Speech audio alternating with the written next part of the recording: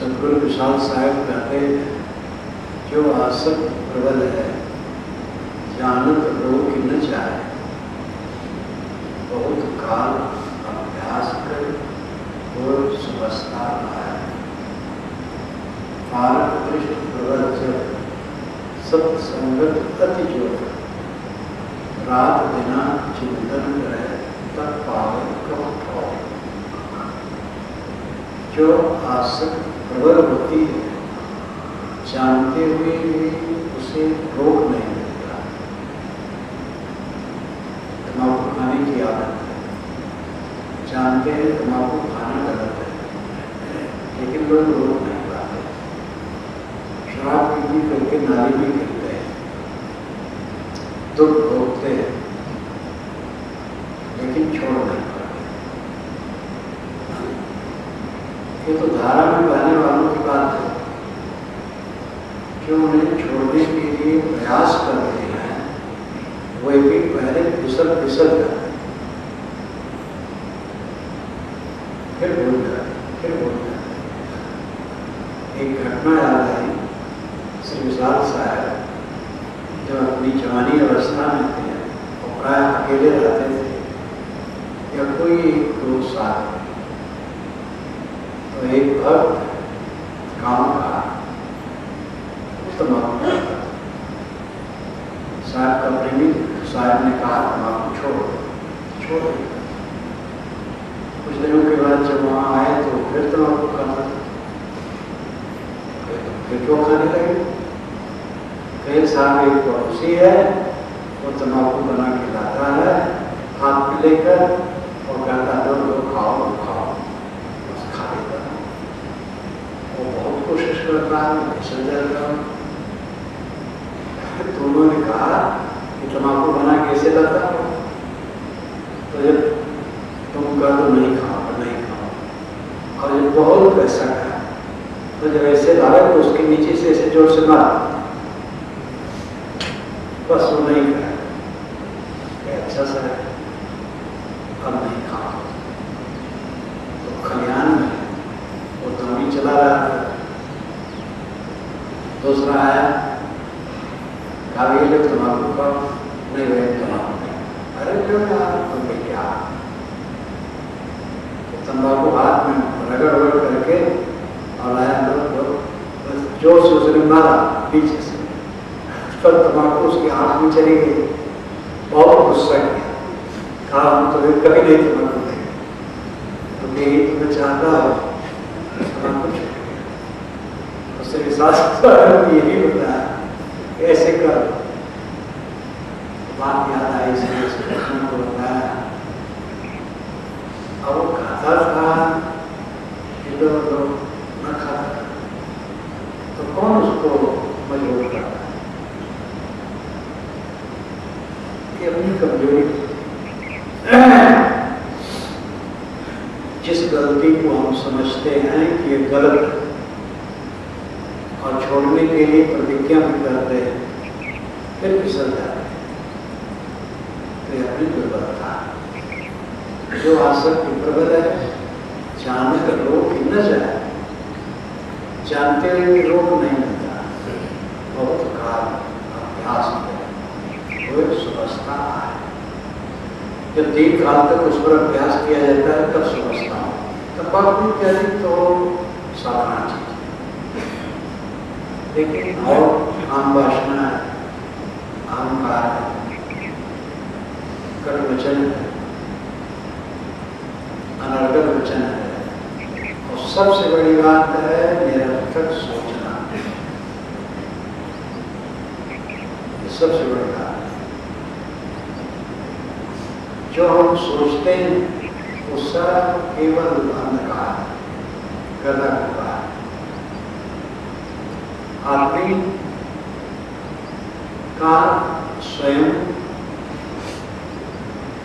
गलत भाव, गलत आचरण, उसका गुण बन जाना चाहिए।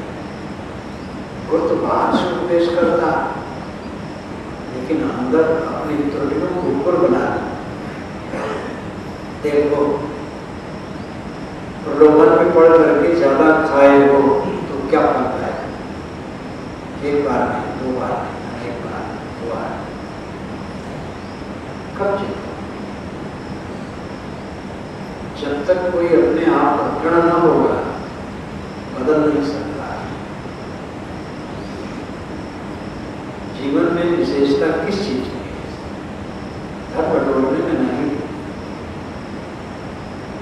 बड़े बड़े महल खड़ा करने में नहीं, बड़े पद पर पहुंचने में नहीं, जगत प्रसिद्ध होने में, पूज्य होने में नहीं, जग जाहिरात हो जाना इसमें नहीं। किंतु अपने मनोंद्रियों को मांझ कर, साध कर, चित्त को निर्विकार कर असंग हो जाए, निराधार, केवल अद्वैत। आप अकेले, आपका कोई नहीं, देह आपकी नहीं, मन आपका नहीं, बुद्धि आपकी नहीं, प्राण आपकी नहीं,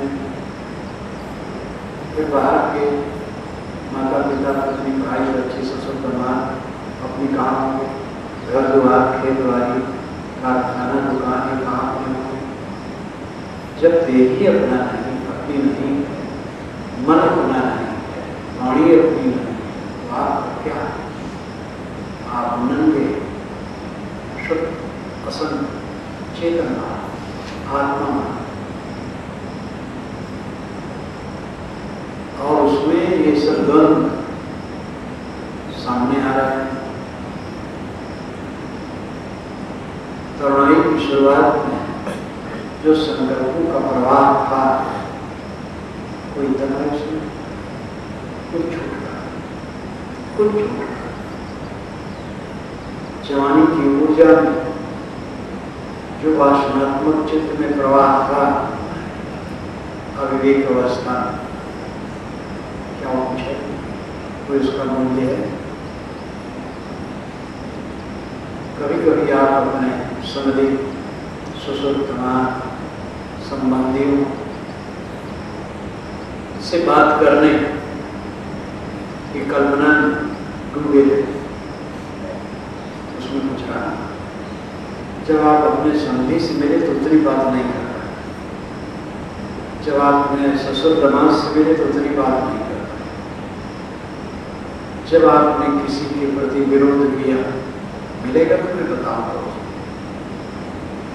लेकिन जब मिले तो ऐसी बात नहीं। आपको कभी भय था कि मैं संधि आने जाऊंगा, संधि बहुत नाखुश है, लेकिन जब आप कभी गए तो कुछ ऐसी बातें नहीं, आपका स्वागत किया।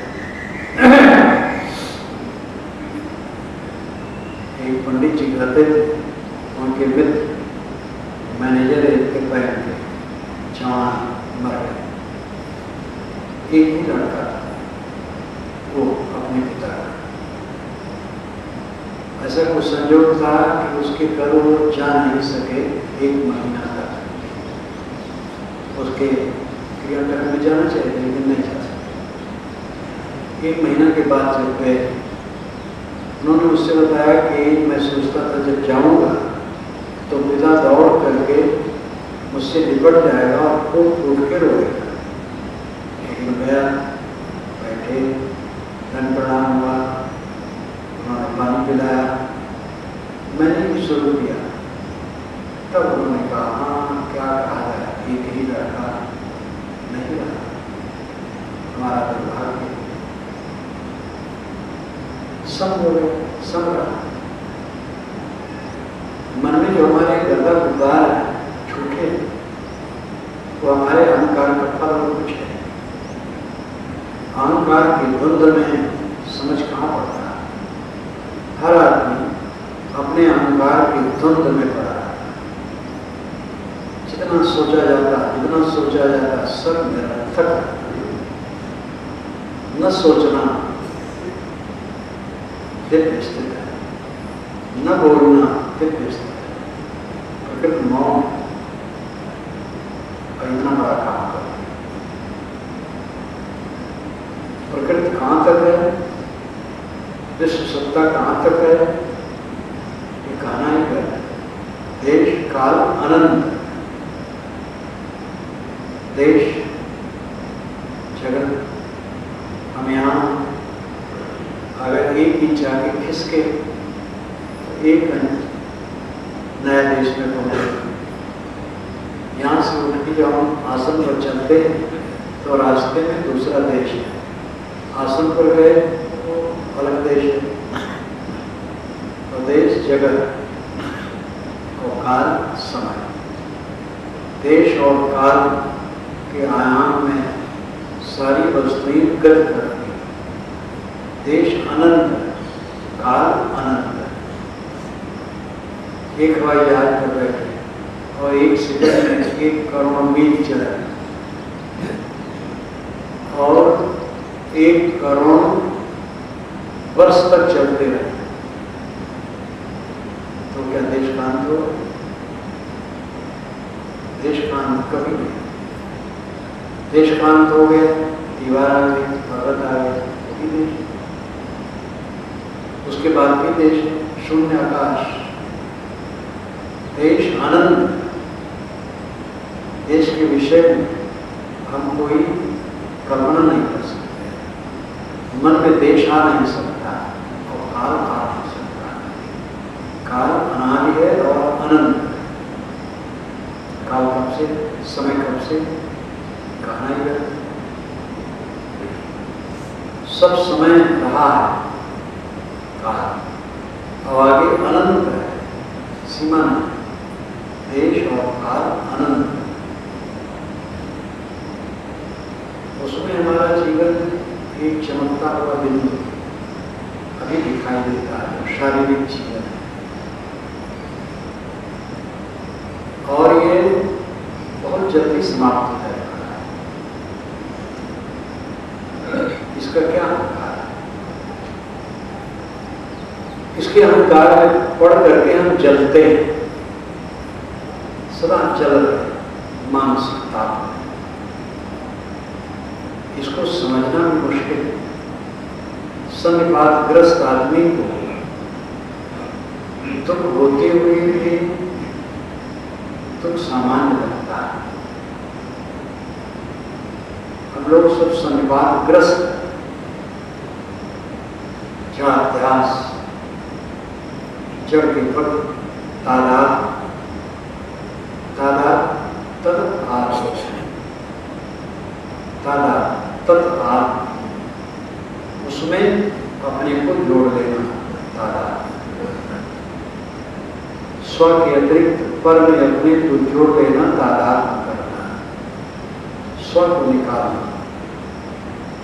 मुझ में से सींग निकाल लिया। मुझा उत्तर प्रदेश में जब मुझा खूब होता है, सामान्य लोग जानते हैं, प्रायः उसको सड़कों के किनारे लगाते या कहीं भी लगाने हो जाए। बहुत ऊंचा ऊंचा होता है और उसमें सीख होती है, वो कड़ी होती है, उसमें आगे फूल होता है लंबा सा। आप ऊपर से सीख पकड़िए, धीरे से उठाइए, बिल्कुल अलग हो जाता है। निदान मूल में से सीख निकाल लेने के समान, पर में से स्व को निकाल। ये मन द्वंद्व धुआं करता रहता है। कुछ उसमें जो आप सोचते रहते हैं वो झूठ है। सोचना बंद करो। प्रतिक्रिया में सोचते हैं, अनुकूल प्रतिक्रिया, प्रतिकूल प्रतिक्रिया, सब झूठ है। जितना आपने सोचा उसका हजारों हिस्से का उपयोग नहीं था, करोड़ों हिस्से का उपयोग नहीं, निरर्थक सोचा। एक संपन्न बुजुर्ग महिला ने कहा, शायद हम लोग 99% व्यर्थ बात सोच करके दिमाग खराब करते हैं।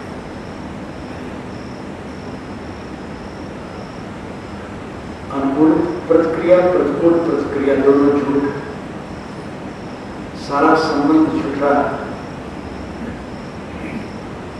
सारा संयोग झूठा। गाड़ी में आप जाते हैं सब झूठा हो जाता है, कुछ नहीं रहा, आपको पता ही नहीं रहता शरीर।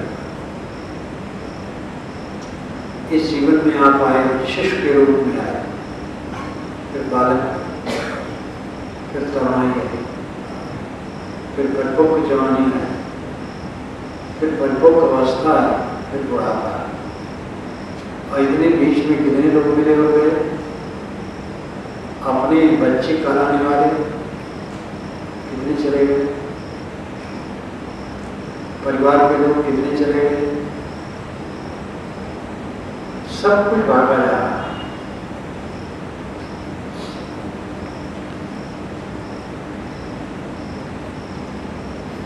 हमारे साथ कुछ रह नहीं सकता है।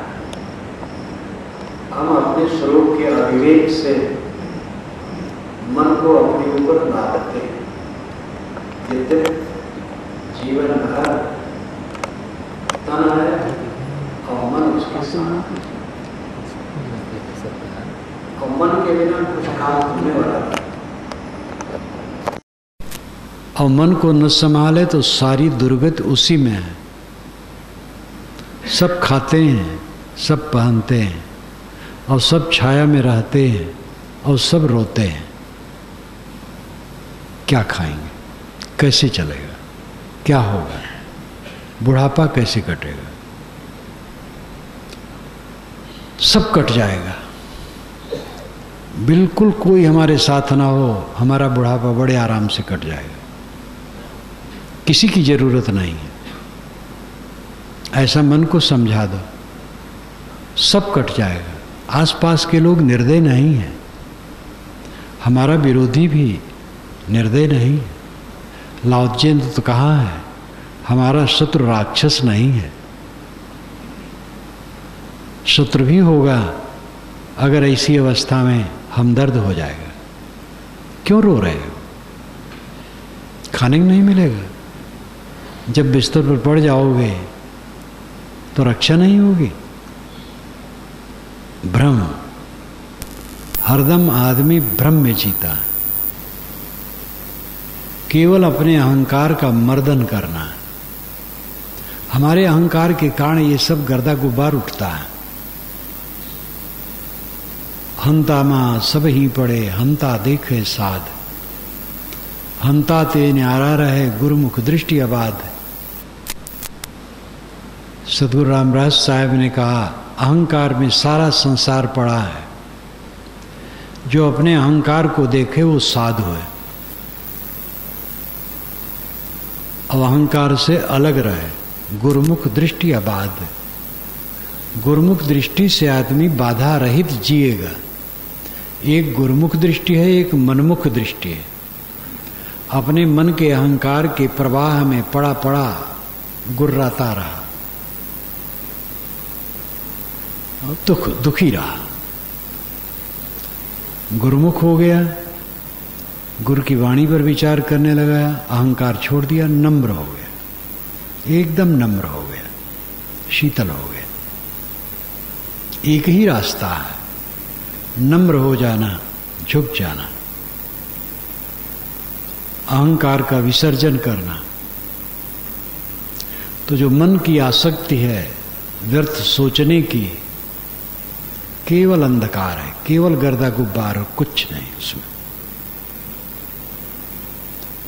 मन को डांट दो, कुछ नहीं सोचना है, बेकार की बातें मत करो, हमें कोई सताने वाला नहीं है, हमें कोई तीनों लोक में दुख देने वाला नहीं है, मेरा कोई शत्रु नहीं है, और मेरा कोई अपना भी नहीं है जो नित्य साथ दे। सब मित्र हैं, जीवन भर सब मित्र हैं, और सब ठीक है। भय नाम की चीज बिल्कुल नहीं होनी चाहिए, बिल्कुल निर्भय। जो आसक्ति प्रबल है, जानत रोक न जाए। सबसे बड़ी आसक्ति है मन की, व्यर्थ सोचना, फिर सोचना, फिर वही सोचना, फिर वही सोचना, फिर वही सोच, बेकार। जो आसक्ति प्रबल है जानत रोक न जाए। इसी प्रकार आप स्वयं सोच लीजिए, किसी किसी को कोई कोई आसक्ति विषयों की होती है, जैसे खाने की आसक्ति। किसी को खाने की आसक्ति नहीं होती है, वे बड़े विवेकी नहीं हैं। काम भर का खाएंगे, उसके बाद चाहे कोई कितना ही मिष्टान और व्यंजन दे, छुएंगे नहीं। ऐसे लोगों को मैं जानता हूँ जो ज्ञानी नहीं थे, पढ़े लिखे भी नहीं थे, लेकिन काम वासना से बहुत दूर थे, नपुंसक नहीं थे। विवाह उनका हुआ, विवाह के बाद पत्नी आई और पत्नी के कमरे में नहीं गए। बहुत दिनों के बाद उनकी पत्नी बहुत बिनती मादरों की, खाट उसने धोया, सब बिस्तर धो के सुखाया, कमरा साफ किया, बड़ी सफाई के बाद उन्होंने विनय करने के बाद तब वे गए। गर्भाधान हो गया, एक बच्चा हुआ, जवान हुआ। जब वो जवान था तब वहाँ संबंध जुड़ा कुछ व्यवहारिक नाते गोते का, तब ये परिचय पाया। मेरे से उनके लड़के की उम्र कुछ ज़्यादा रही, अगर होगा तो भी बूढ़ा होगा। केवल एक बच्चा हुआ। उसके पश्चात फिर अपने घर में वो नहीं गए, बाहर सोते थे।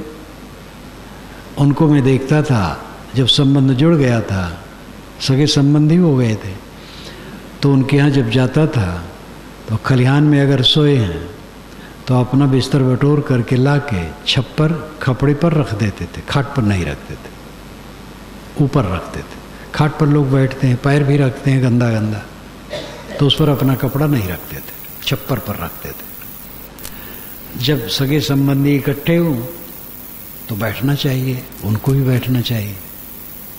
तो कहीं एक किनारे अलग थलग वो बैठ जाते थे, बोलते नहीं थे, बहुत कहो तो कुछ बोलते थे, कोई ज्ञानी नहीं थे, लेकिन ऐसे अद्भुत थे। तो स्वाभाविक गुण भी कुछ लोगों में होते हैं। ऐसे लोगों को मैं जानता हूँ जिनको क्रोध आता ही नहीं था, और पढ़े लिखे नहीं थे, ज्ञानी नहीं थे, मायावी जीव थे, माया मोह वाले। एक क्रोध आता ही नहीं था, कभी उनको क्रोध में मैंने नहीं देखा। जब उनको कोई गाली दे तब भी उनको क्रोध नहीं। तो ये मौलिक सद्गुण भी किसी में होते हैं, दोष भी होते हैं, भिन्न भिन्न कमजोरियां होती हैं। अपनी अपनी कमजोरी को देखो, वो शत्रु है, अपनी कमजोरी ही शत्रु है। अभ्यास करके उसको मिटाओ। धन महल पद प्रतिष्ठा ये स्वाभाविक जो आते जाते हैं, आने जाने दो, उसके श्रृंगार में न पड़ो। सबके एक समान नहीं होता है, ये कुछ परिश्रम, कुछ प्रारब्ध की योग्यताएं हुआ करती हैं। गृहस्थों में, विरक्तों में, हर जगह कहीं एक कूड़ा कबाड़ ज़्यादा इकट्ठा हो जाता है, कहीं कम इकट्ठा होता है। छोटी छोटी कुटियाँ हैं, बड़े बड़े आश्रम हैं, और बड़े आश्रम हैं। थोड़े लोग रहते हैं, बहुत लोग रहते हैं। घर है लोगों का, छोटा घर है, बड़ा विशाल घर है, किसी की साइकिल भी नहीं है, किसी के दरवाजे पर 10 गाड़ियाँ खड़ी हैं, विदेशी गाड़ियाँ खड़ी हैं। ये प्रारब्ध पुरुषार्थानुसार घटी बढ़ी रही है, रहेगा। इसका बड़ा महत्व नहीं है। जहाँ जो है सो है, सब कूड़ा कबाड़ है। इसमें हमारी और आपकी सफलता नहीं है। अगर हमारे प्रांगण में 10 गाड़ियाँ खड़ी हों तो इससे मैं सफल नहीं हुआ। मैं सफल हूँ, मेरा मन शांत है, उद्वेग शून्य, लगाव रहित है। ये दुनिया मैला, इससे ऊपर है। ये संसार सकल है मैला।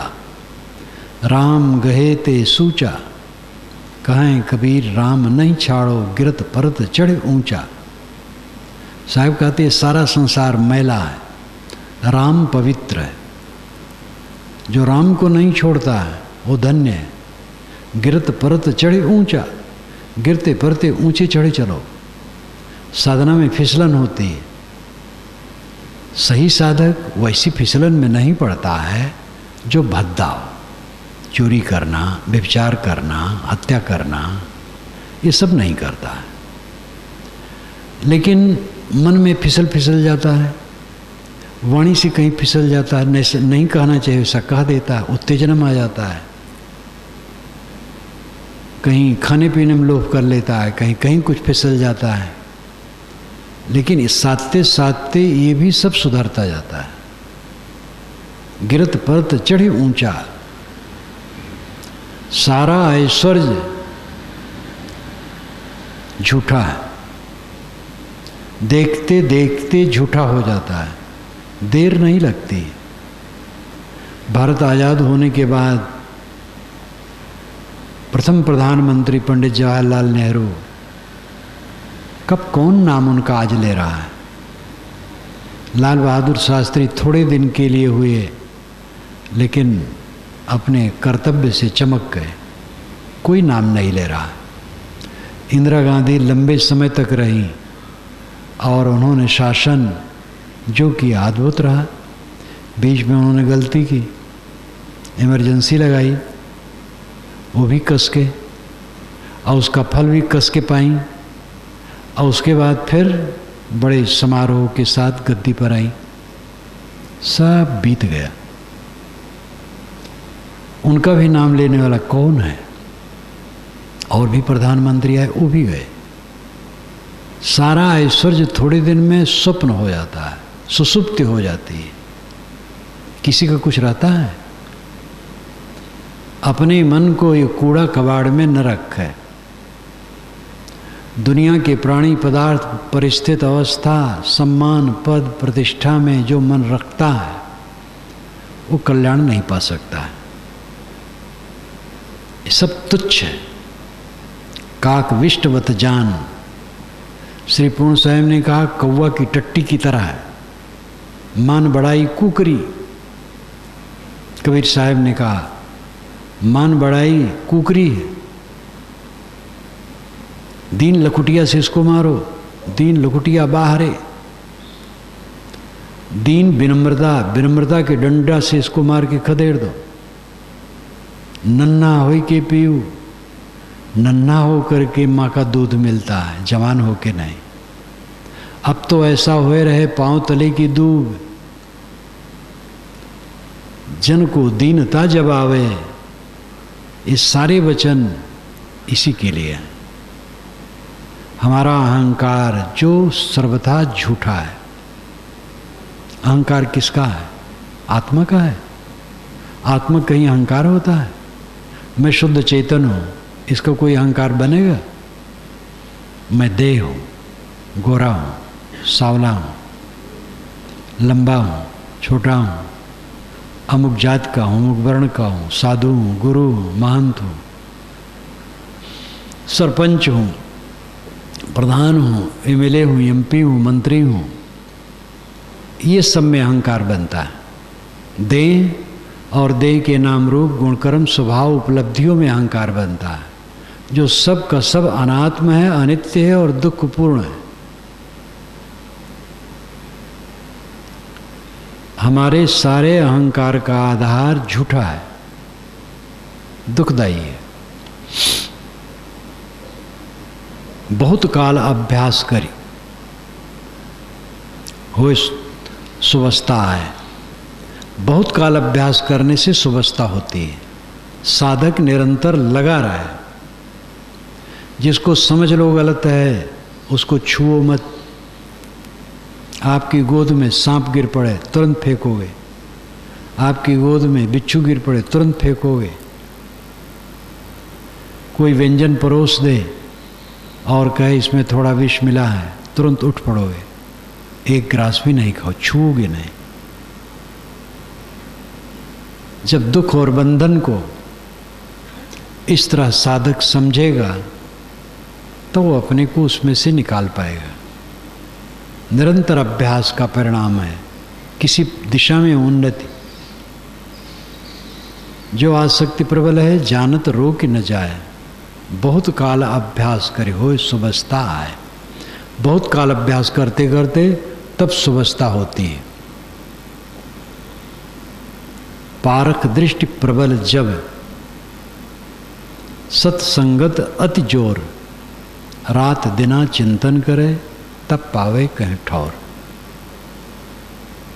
पारख दृष्टि प्रबल हो, परख शुद्ध शब्द परख है।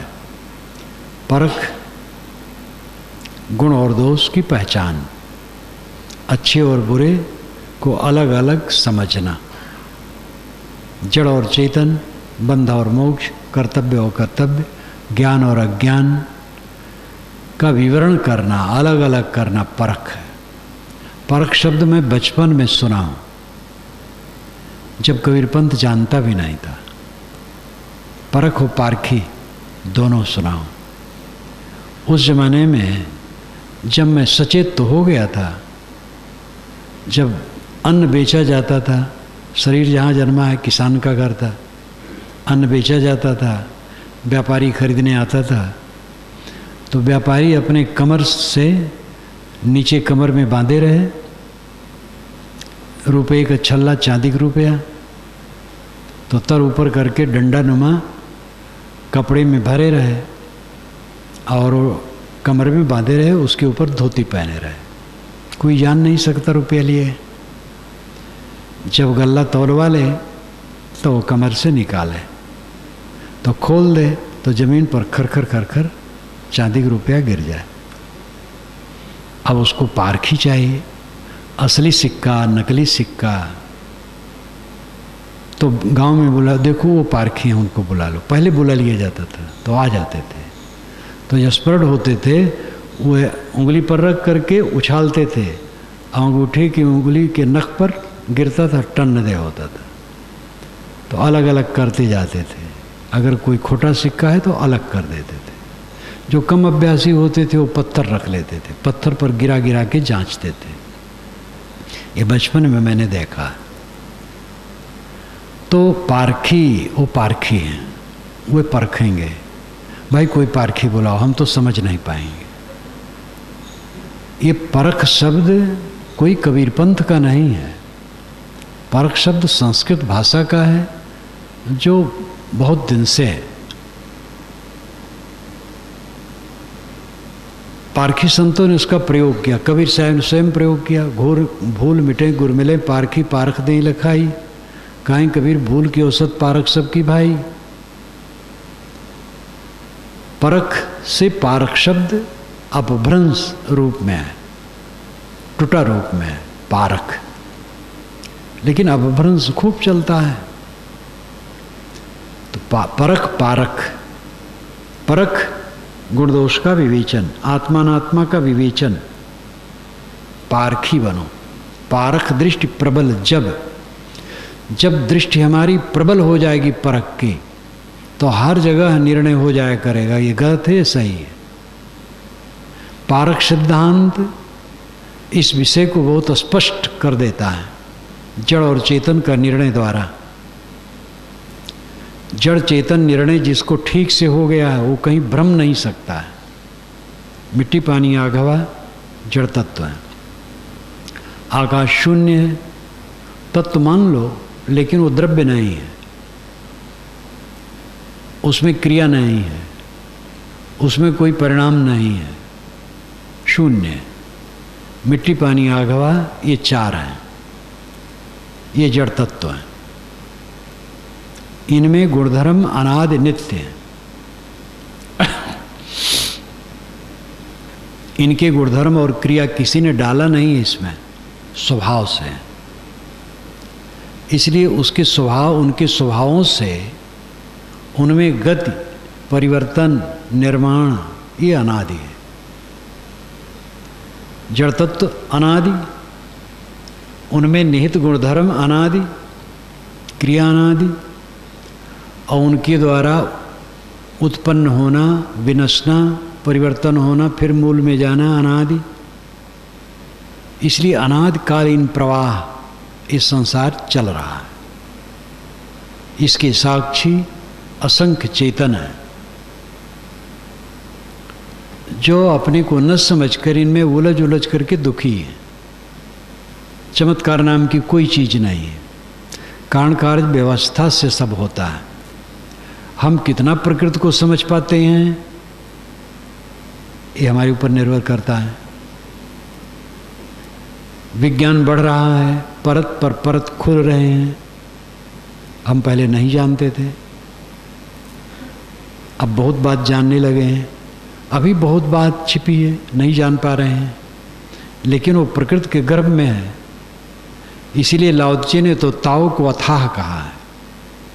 ताओ जो नाम दिया जाता वो सच नहीं है, और असली ताओ को नाम नहीं दिया जा सकता है। ताओ अथाह है। ताओ का मतलब है नियम।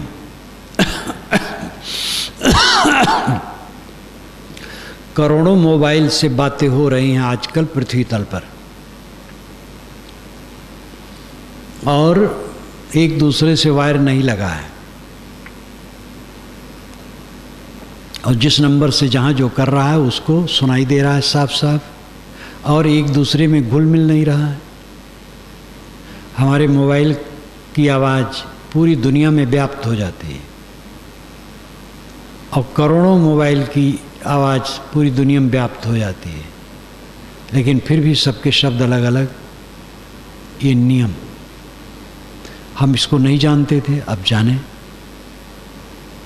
इसको तो हम रात दिन जानते हैं कि चेहरे नहीं मिलते हैं। दुनिया में 6 अरब से अधिक आदमी इस समय हैं,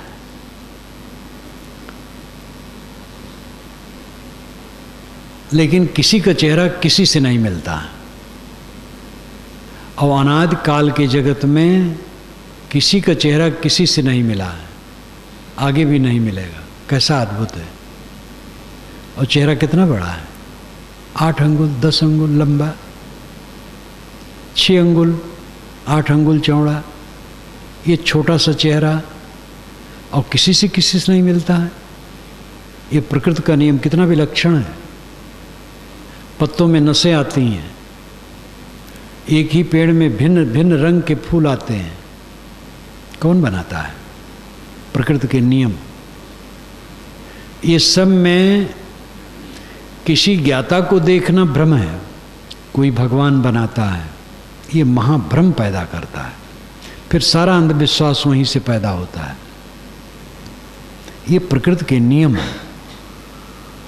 प्रकृति अथाह है, उसके नियम अथाह हैं, और उसके कार्य प्रवाह भी अथाह हैं। अनादि काल से प्रवाह चल रहा है, अनंत काल तक चलता रहेगा। 6 ऋतुओं का परिवर्तन अपने आप चलता रहता है।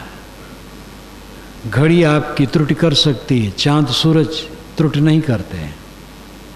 24 घंटा में कुछ सेकंड कम में सूरज पृथ्वी का चक्कर हो जाता है। जो 1 घंटा होता है 24 घंटे में थोड़ा सा कम करके 24 घंटे में पूरा चक्कर हो जाता है दिन रात का। तो ये सब नियम प्रकृति के अपने नियम हैं, वो हो रहे हैं। उसको कोई चला नहीं रहा है। आकाश में बैठा उसको कोई घुमा नहीं रहा है। इसको थोड़े में समझने के लिए न्यायनामा पढ़िए। न्यायनामा इन पुस्तकों में उपलब्ध होगी, उसकी विस्तृत व्याख्या कर दी गई है। हमारे पारक सिद्धांत के महावैज्ञानिक संत श्री निर्मल साहब ने रखा है। जो विषय समझें आप, न्यायनामा की व्याख्या पढ़ें।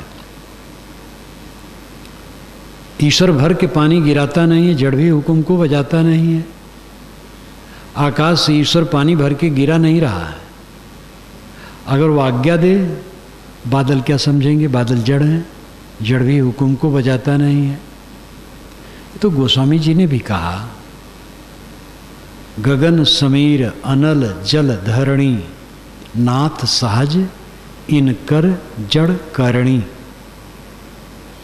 गगन समीर अनल जल धरणी, नाथ सहज इन कर जड़ करणी। हे स्वामी, ये मिट्टी पानी आग हवा आकाश की करणी जड़ है, जो सहज है, उनकी स्वाभाविक क्रिया से होता है। उन्होंने आकाश भी कह दिया, आकाश में कोई करणी नहीं है, क्योंकि आकाश में क्रिया नहीं है, आकाश कोई द्रव्य नहीं है, आकाश में परमाणु नहीं है, आकाश शून्य है। शून्य में क्रिया नहीं होती है, शून्य में क्रिया अन्य पदार्थों की होती है। जैसे सभागार शून्य है, तो इसमें हम लोग उठते हैं, बैठते हैं, सत्संग करते हैं, भजन गाते हैं, प्रवचन करते हैं, प्रवचन सुनते हैं, चलते फिरते हैं, साफ करते हैं, बिछाते हैं, बटोरते हैं। तो ये क्रिया करने वाले हम लोग हैं। ये शून्याकाश क्रिया नहीं करता है, क्योंकि शून्य तो शून्य है बस। तो मिट्टी पानी आग हवा ये सहज करणी इनकी है। ये गोस्वामी जी भी कहते हैं, ये किसी द्वारा प्रेरित नहीं है, सोच करके नहीं है। सोच करके हवा नहीं चलती है, सोच करके पानी नहीं बरसता है। कोई सोचने वाला ऐसा नहीं है जो पानी बरसाता हो या भूचाल लाता हो या हवा चलाता हो।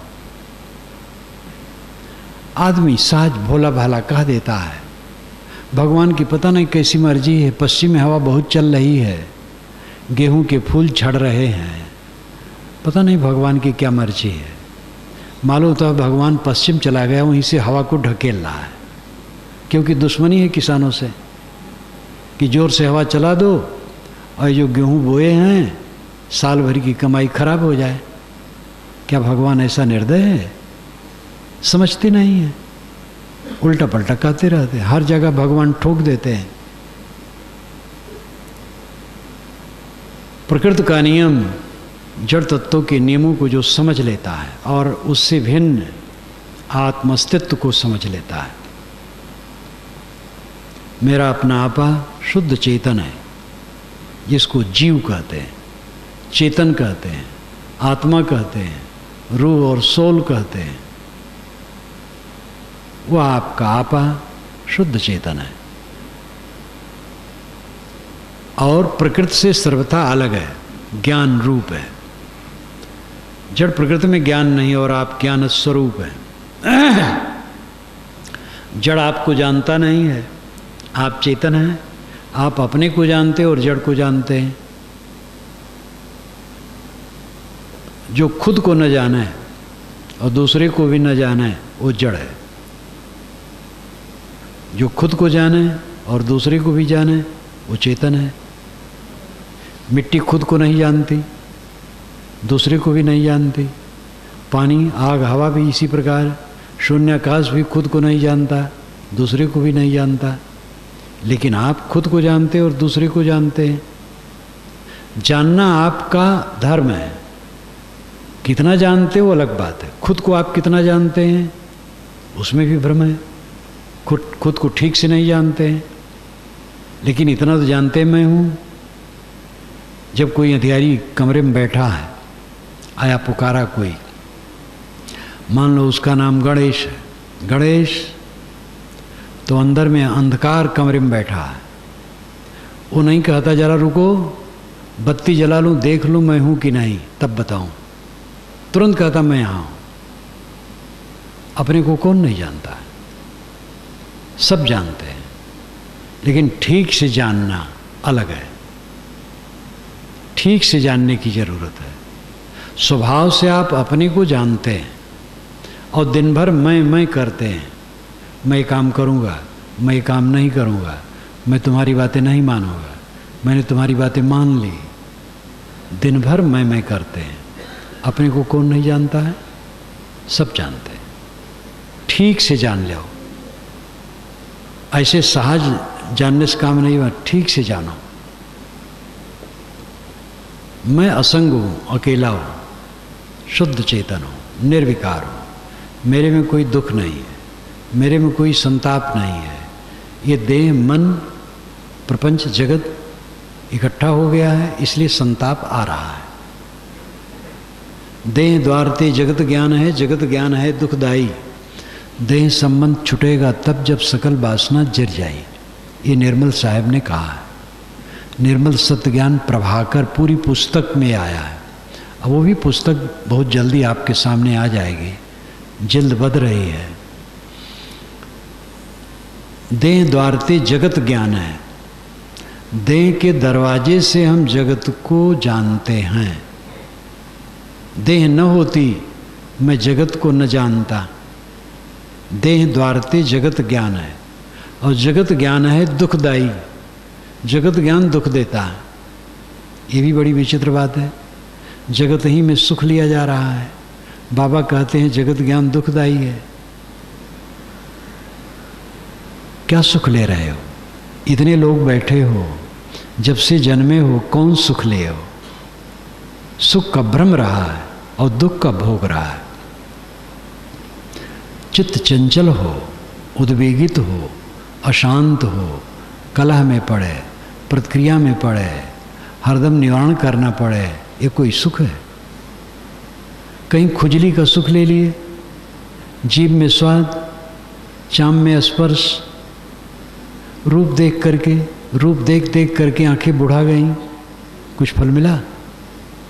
वासनाएं बनी, चित्त चंचल हुआ। कौन सा रूप आपके आंख में धस गया और आपके आंख के साथ कौन सा रूप बन गया? सुंदर युवक, सुंदरी युवती देखे आप, खुश हुए। बर्फीले पर्वत देखे विशाल, वन देखे, समुद्र देखे, रेगिस्तान देखे, नदियां देखी, अच्छे अच्छे भवन देखे। क्या रहा आपके साथ? उसका उद्वेग रहा। देख देख करके उद्वेग इकट्ठा किया और कुछ तो नहीं पाए। जीव भ्रम में जीता, हरदम भ्रम में जीता। जब से जन्म हुआ है केवल दुख भोगे हैं। चित्त का चलना ही दुख है, और जितना भोग करो चित्त चलेगा। भोग का अर्थ क्या है? मन सहित इंद्रियों का विषयों से संपर्क। मन नहीं है तो इंद्रियों का संपर्क नहीं होता है। हमने आंखें खोली हैं, खोल रखी हैं, सामने से कोई निकलता है, लेकिन हमारा मन कहीं अलग सोचता है, तो उसको देखते हुए भी हम देख नहीं पाते हैं। जब कोई कहता अमुक व्यक्ति इधर से गया है, तो मैं कहता हूँ ख्याल नहीं किया। जब कोई मुझसे बात करता है मैं सुनता हूँ, लेकिन मन अलग हो गया तो मैं उससे कहता हूँ जरा फिर से कहिए तो इसका मतलब मेरा मन अनवस्थान हो गया, अलग चला गया। मन सहित इंद्रियों का पदार्थों से संबंध भोग है, लेकिन ये भोग में फर्क है। एक है व्यवहार और एक है विकार। जैसे मैंने आंखें खोल रखी हैं, आप सबको देख रहा हूँ, मन भी उसमें लगा है और आंखें भी, और आपको देख भी रहा हूँ। ये भोग व्यवहार है, ये कोई विकार नहीं। लेकिन अगर किसी का रूप देख करके मैं मोहित हूँ तो विकार हो गया। भोजन आया सामने, भोजन कर रहा हूँ, जीभ के अग्रभाग में स्वाद ग्रहण करने की क्षमता है। जो कुछ जीभ पर पड़ेगा पदार्थ, स्वाद का अनुभव होगा, लेकिन उसमें मोह नहीं है। तो ये भोग केवल देह के निर्वाह का है, लेकिन उसमें मैंने मोह किया और फिर पीछे खटका, वही चीज़ मिलती, तो ये भोग हो गया, विकारी भोग हो गया। जीवन भर प्रारब्ध भोग सबको भोगना है। खाना पीना, सोना जागना, देखना सुनना, बर्ताव करना, काम धाम करना, ये सबको करना पड़ेगा। अनासक्त होकर के, निर्लेप होकर के इसको करो। कहीं भी मोह करके निर्वाहिक काम भी मत करो। खाओ भोजन दवाई है, भोजन केवल दवाई है। दवाई समझ करके खाओगे, ज़्यादा कभी नहीं खाओगे। ज़्यादा खा करके हमने अपने जीवन में बहुत उपद्रव किया है।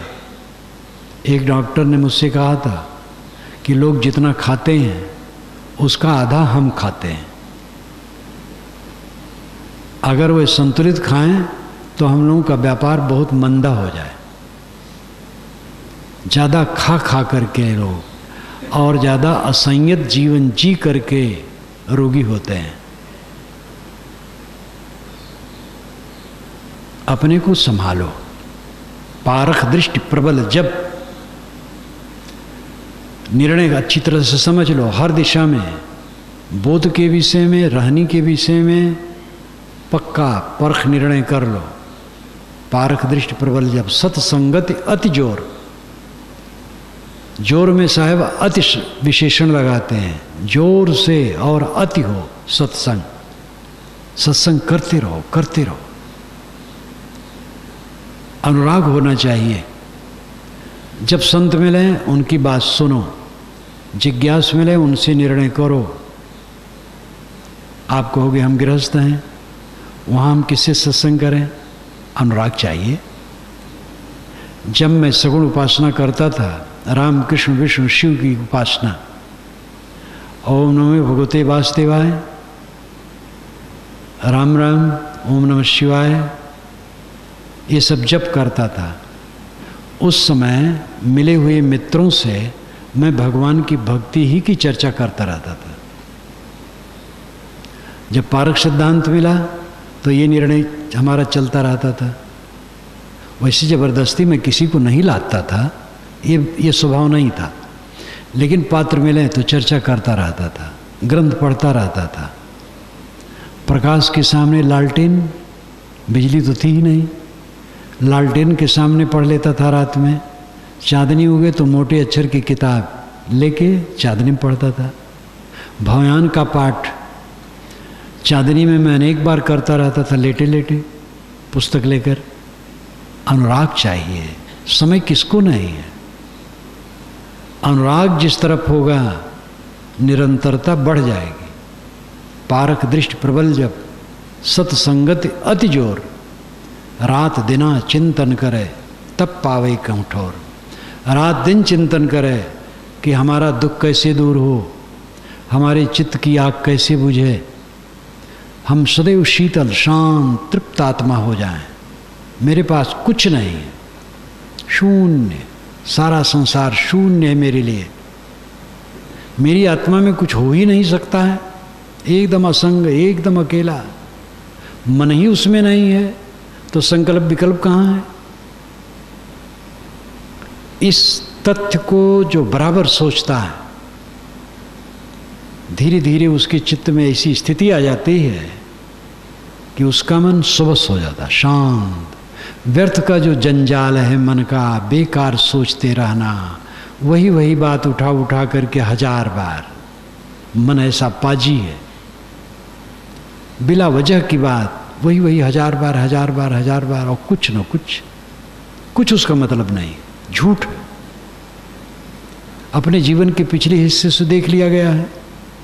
जिसको मैंने हजारों लाखों बार सोचा वो कुछ नहीं रहा है, पूरा झूठ रहा है। और जो आज हम सोचते वो पूरा झूठ हो जाएगा।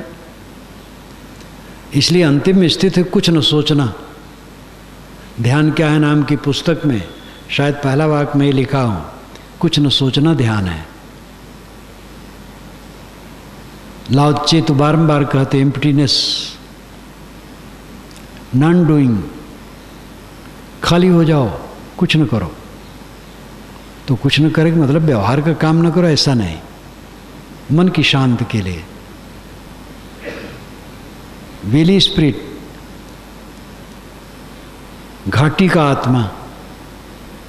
पर्वत 2 तरफ होते हैं, बीच में जगह होती है, उसको घाटी कहते हैं। घाटी गहरी है, गहरे हो जाओ, शांत हो जाओ, नम्र हो जाओ। घाटी की आत्मा, शून्य, संकल्प शून्य की आत्मा। ये जो रोग लगा है तन मन का, संकल्पों का, द्वंद्व का, समाधि में ही इसकी औषधि है। निर्मल इस मर्ज की औषध समाधि में बताया है। जिगर ही जानता होगा कि कैसी पीर होती है।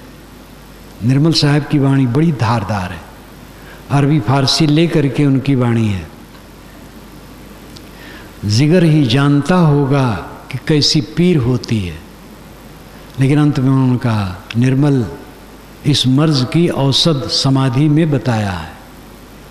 जो मानसिक वेदना की पीड़ा है जिगर ही जानता है, हृदय ही जानता है। इस मर्ज की औषध, इस रोग की दवा समाधि है। सम आदि, आदि मानसिक पीड़ा, आदि व्याधि। शारीरिक रोग को व्याधि कहते हैं, मानसिक रोग को आदि कहते हैं। मानसिक रोग काम, क्रोध, लोभ, मोह, उद्वेग, चिंता, विकलता, संकल्पों का व्यर्थ प्रवाह।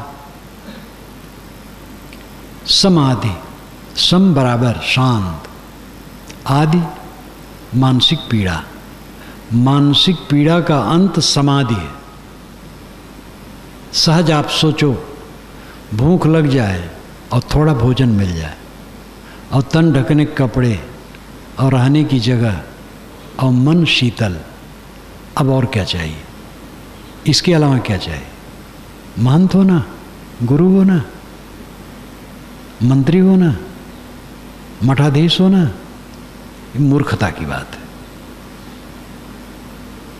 कहीं वैसा सेवा करने का अवसर पड़े कर दो। मंत्री हो गए, कर दो सेवा।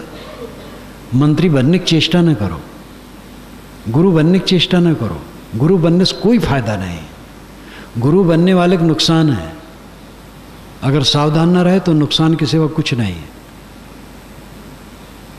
इसलिए कुछ भी चाहना रोग बटोरना है। एकदम निरोग, जैसे आपका शुद्ध स्वरूप निर्मल है, शुद्ध आत्मा, बस अपने आत्मा में स्थित हो, इसका अभ्यास करो। अनात्म चिंतनम त्यक्ता कश्मलम दुख कारणम चिंते आत्मानमानंद रूपम यन मुक्ति कारणम। ये स्वामी शंकराचार्य ने कहा। अनात्म चिंतन का त्याग करो, क्योंकि वो दुख का कारण है। आनंद स्वरूप आत्मा का स्मरण करो, जो कल्याण का, मोक्ष का कारण है। सदैव आत्मा में रमो।